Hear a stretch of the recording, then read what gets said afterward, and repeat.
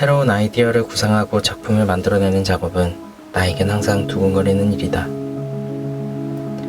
나는 여러 가지 모습으로 살아간다. 시간을 표현하는 일러스트 작가로 살아가기도 하고, 캐릭터 디자이너로 살기도 하며, 또 어떤 날은 아트토이 작가로 내 삶을 살아간다. 다양한 방법으로 나를 표현할 수 있다는 건 정말 큰 행복이다. 나는 시간을 그리고 있다. 생명이 있는 모든 존재는 그 자체만으로 존중받아야 한다.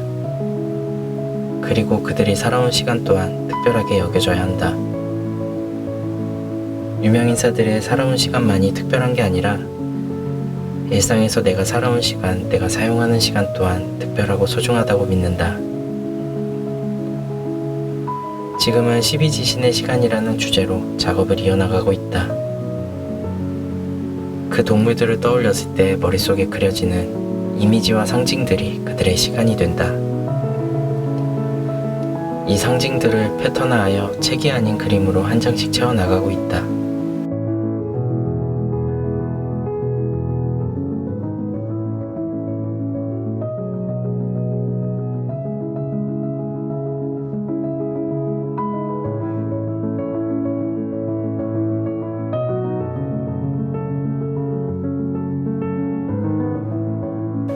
나는 걷거나 혼자 떠나는 여행을 통해 많은 영감을 얻는 편이다.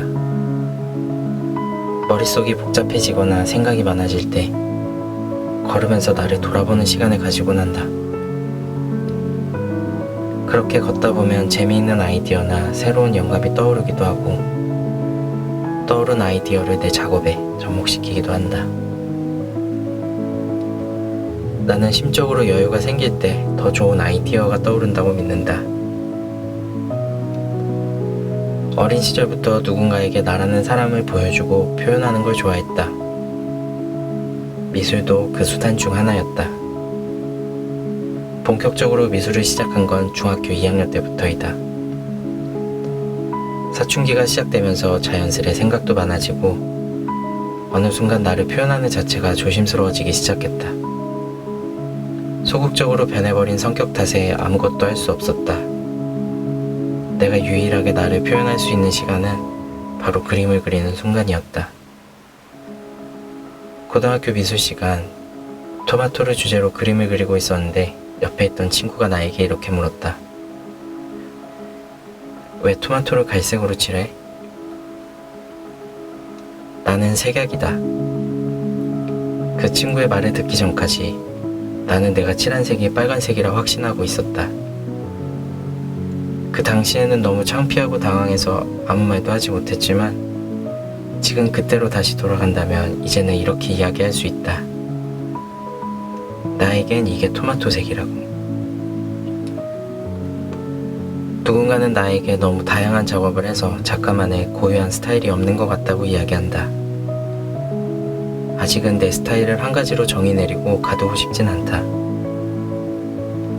다빈치나 피카소와 같은 거장들처럼 여러 분야에 도전하고 다양한 장르를 넘나들며 작업하고 싶다.